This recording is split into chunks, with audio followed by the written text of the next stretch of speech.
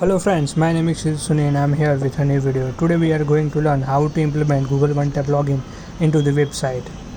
In this, we can log in via only one tab. So for that, there are two APIs are available. One is HTML API and second is JavaScript based API. In this video, we are using the JavaScript API, so you can implement this API to anywhere or any website. So first of all, go to the URL. Here you can see the step is the get your Google API client ID. So for that you need to create API ID or auth ID and for this, if you don't have any project, you need to create it. So let's go to the Google API console.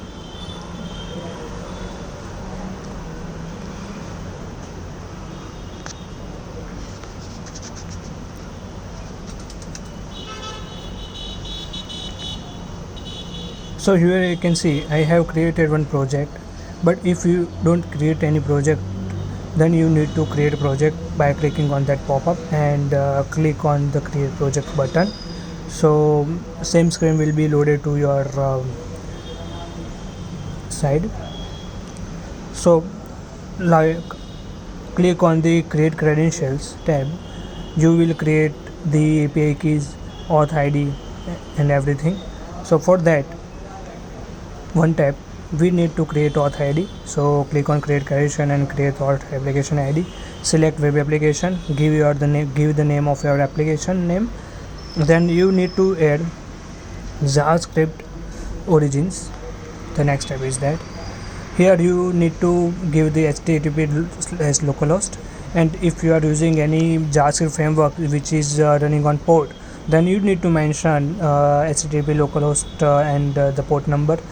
And if you want to live this application, you just need to add the domain name, save it, and you allow the origin. So these steps are mentioned in step number 2. As I mentioned, we also add the localhost and port number. Now we need to create or configure Google auth screen. So go to the another tab and click on it.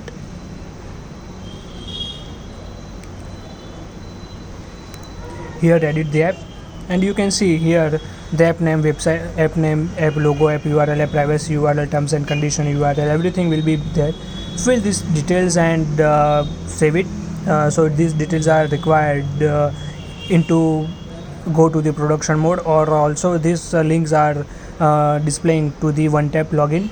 So it will help user to read the privacy policy and terms and conditions, see the logo and read the application name. So in this application, in this image you can see the privacy URL, terms and conditions, app name, everything will be mentioned here. So it will look like this.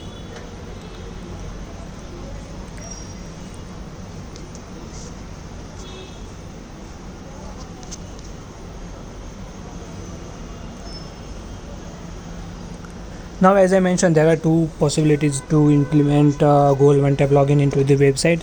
One is using the HTML APIs, and second is JavaScript API.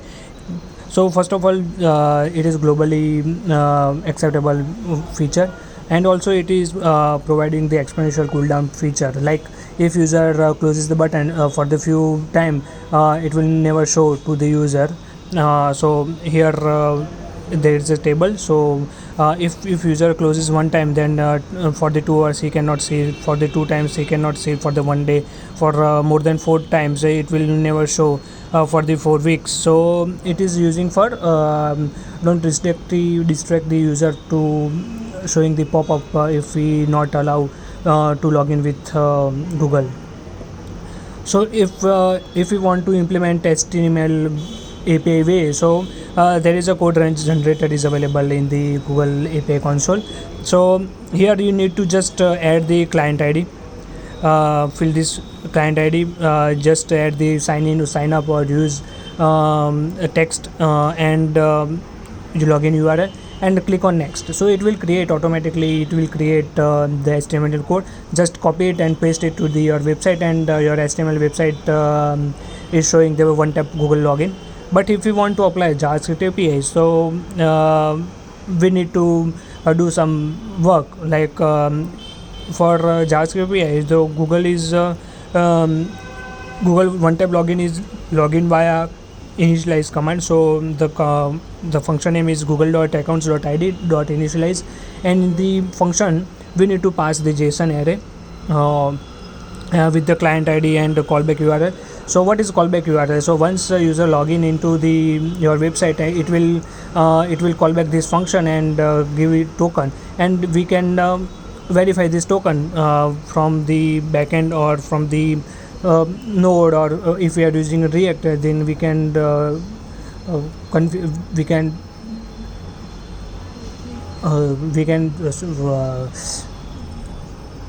check the user is valid or not via node app. So let's first of all, for this implement JavaScript, we need to create a HTML file, and let's go. So here you can see I just add the JS which is required to call the Google one tap login. As I mentioned, Google.id.initialize the main function which initialize the Google one tap. So we need to include it, and as I mentioned that in the initialize function we need to add some JavaScript object with the client ID.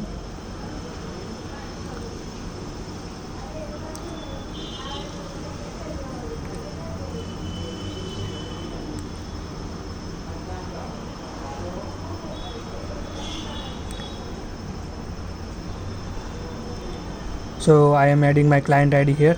You have to replace this client ID with yours, so it will show to your app. Then cancel one tap outside. So if user clicks on any place of the window, it will not closed. So if user want to close it, he should be or she should be click on the close button given by the Google one tap. This is the callback URL.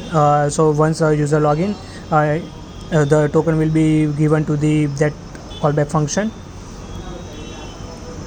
So prompt parent ID is the ID name where we want to place this Google one tap in the Google one tap on that div ID or something or the span. So if you don't provide it, then it will automatically apply to the body tag. Now google.accounts.id.prompt, it will prompt the pop-up. So in this we are passing the notification parameter. So what is the use of notification parameter, we will see in few minutes. Now go to the browser, and you can see the Google one tap login is showing. Here is my app name and everything, so it is showing here. So what is the use of notification? Like for using the notification, we can see why this pop-up is not showing, or user is cancelled this one tap login, or what is the reason, like session is not available in the browser. This all the kind of events are getting in this notification functions, and via that we can use the another login APIs or login form to display it. So these are the main concept of this. So usually Google prefer to load one tap login and also the one Google login form or something. So if user does not allow to login via one tap, it will display another login form to log into your application or website.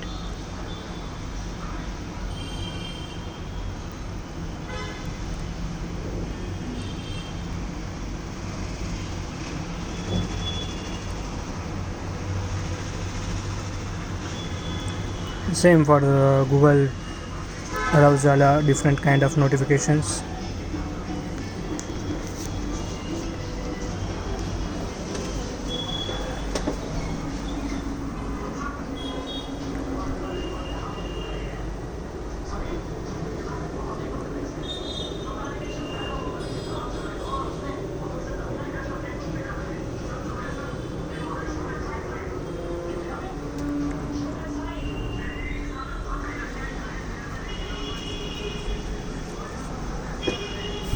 So let's check in the console. If I close the button, you can see the user cancel notification is display in the console dot. So using that, we can display another form.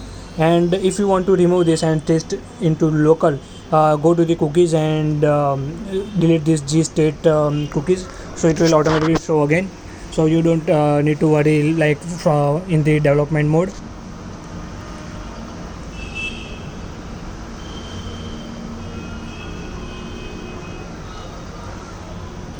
So it is so easy to implement Google One Tap to the other applications.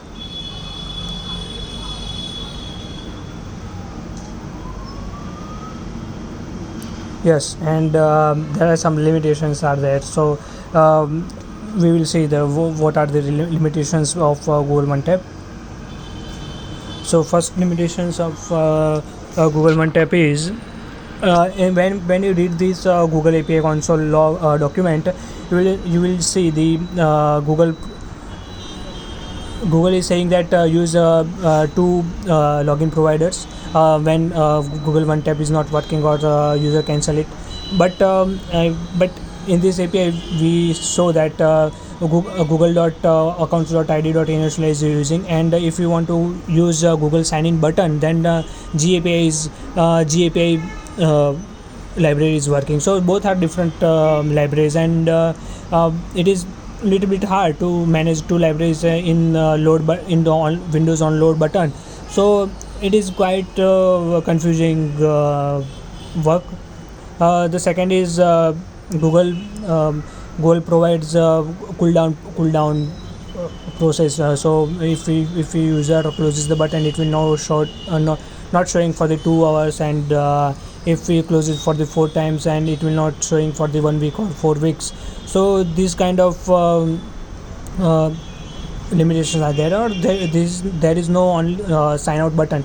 So if you want to sign out, then if you check the doc, they will suggest to refresh the or redirect the URL.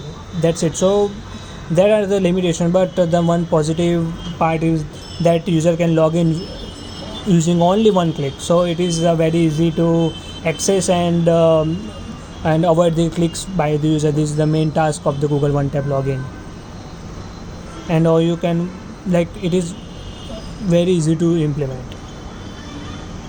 So that's it for this video, and if you like this video, then please like, share and subscribe to my channel, and please support it, and also mention how you which topics you like to add on the website, and also please watch my travel vlogs, and please